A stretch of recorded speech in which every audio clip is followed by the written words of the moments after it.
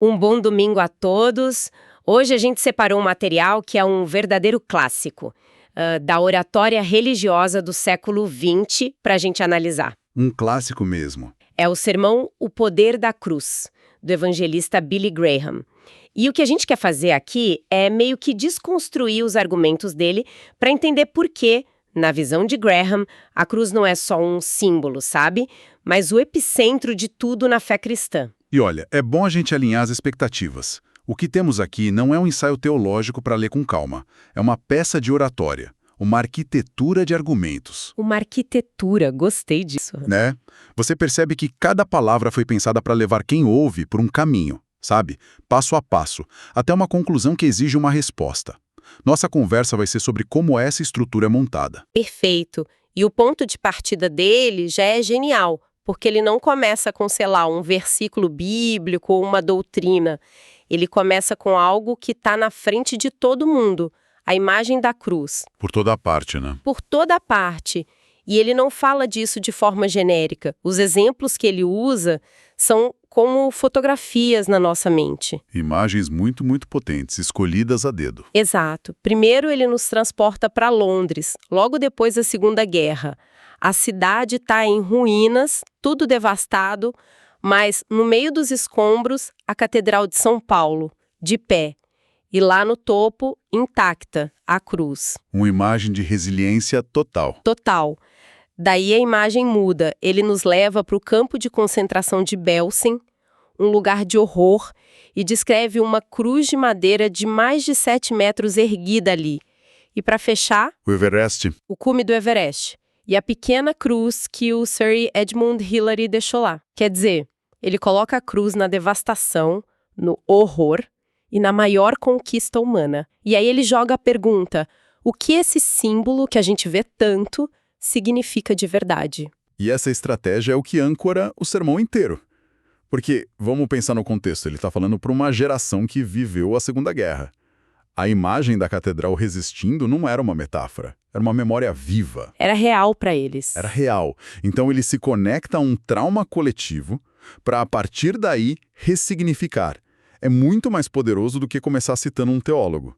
Ele estabelece a cruz como um símbolo que já existe na cultura antes mesmo de ele começar a pregar. Faz todo sentido.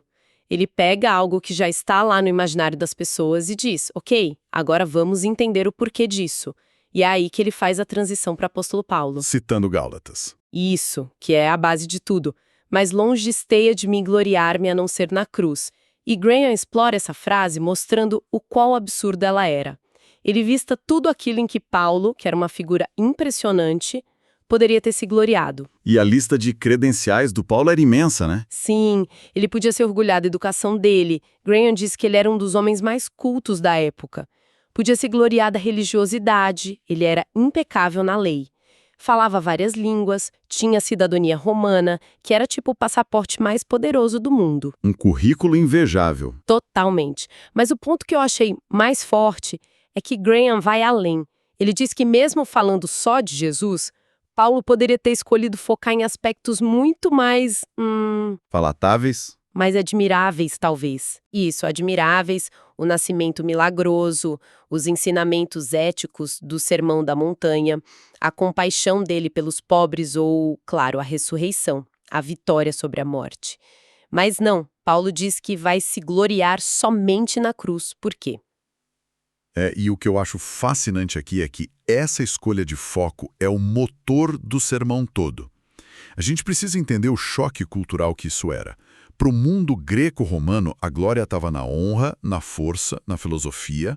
Em tudo menos na cruz. Exatamente. A cruz era o oposto disso. Era um instrumento de tortura estatal, humilhante, reservado para os piores criminosos, um espetáculo de vergonha. Então, quando Paulo diz minha glória é a cruz, ele está promovendo uma inversão de valores que é, subversiva. Totalmente. Ele está dizendo que o centro da identidade dele, o motivo do orgulho dele, é um símbolo de fracasso. E Graham usa isso para dizer que a mensagem cristã não é só mais uma filosofia de vida. Ela bagunça tudo. Certo, então ele estabelece que a cruz é o centro, mesmo sendo esse símbolo de vergonha. E aí a gente pensa que ele vai tentar suavizar isso, né? Dar uma explicação poética. Mas ele faz o contrário. Ele mergulha de cabeça na violência da coisa. Sim. Por que ir tão longe na descrição gráfica? Não tem um risco de, sei lá, chocar e afastar as pessoas com isso? Com certeza tem um risco, mas para Graham, essa brutalidade é teologicamente indispensável. Ele não está sendo gráfico por ser. A descrição do açoitamento, da coroa de espinhos, dos pregos, tudo isso tem uma função retórica muito clara: quantificar o custo do perdão. Quantificar o custo. Ele quer que o ouvinte sinta o peso daquele momento. A teologia dele, nesse ponto, é quase transacional. Existe uma dívida, o pecado, e essa dívida tem um preço. A brutalidade serve para mostrar o tamanho desse preço que, segundo ele, foi pago. Entendi. Não é sobre o sofrimento pelo sofrimento. É sobre o valor do que foi conquistado ali. E ele narra tudo de forma muito pessoal. A caminhada, o cansaço e o ponto alto, a zombaria da multidão. Ele salvou os outros, a si mesmo não pode salvar. Uma frase terrível. E Graham usa essa frase para levantar a questão: por que ele não desceu da cruz? E a resposta que ele dá é o coração da mensagem dele. Ele ficou lá por amor, para levar os pecados da humanidade. Para Graham, não existe outro caminho para o perdão. É ali ou em um outro lugar. Exatamente. E é nesse ponto que ele faz a transição da história para a teologia aplicada, sabe? A cruz deixa de ser um evento de 2000 anos atrás para se tornar uma solução disponível hoje, aqui e agora. E como ele faz essa ponte? Com histórias. Ele não pode ficar só na teoria. É aí que ele conta sobre o bispo idoso cheio de dúvidas, o pastor que se converteu ouvindo a si mesmo pregar, e a história do outro pastor, cuja fé foi renovada depois que a filha ficou doente. Ah, sim. Essas histórias são as pontes. Elas tiram a mensagem do campo abstrato e a tornam aplicável a qualquer um, do clérigo ao cético. Elas mostram que a necessidade de perdão é universal. Ok, então o sermão chega num ponto de e agora? O que fazer com isso? Ele deixa claro que a mensagem exige uma resposta. Não é para ser só ouvinte. Não. E ele resume essa resposta em 3 ações bem diretas. Primeiro, arrependimento. E ele define: não é só sentir pena. É uma mudança de mente, de direção, uma virada de 180 graus na vida. Uma mudança de rota, não só de sentimento. Perfeito. A segunda ação é a fé. E a analogia que ele usa é simples e poderosa. Fé é como confiar todo o seu peso numa plataforma. É um ato de confiança total em Cristo sem plano B. Um compromisso total. Isso. E por último, a confissão pública, que para ele é o ato externo que sela a decisão interna. Mas aí vem o porém. Ele adverte que seguir esse caminho não é fácil. Custa alguma coisa. Ele usa as palavras de Jesus: negar a si mesmo, tomar a sua cruz, calcular o custo. E esse equilíbrio é uma das partes mais sofisticadas do sermão. Ele oferece uma solução que é radicalmente simples, vinde a mim, mas um caminho que é radicalmente exigente. Ele não está vendendo uma solução mágica e barata. Pelo contrário. Pelo contrário. E para validar a experiência de quem talvez não sinta uma onda de emoção, sabe? Ele faz algo muito vulnerável. Ele conta a própria conversão.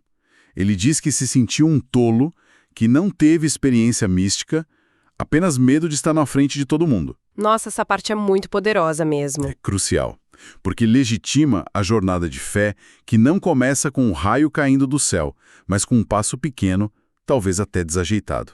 Ele está dizendo: sua experiência é válida, mesmo que não pareça com a dos outros. E depois dessa decisão, dessa virada, o que nasce na prática dessa experiência com a cruz?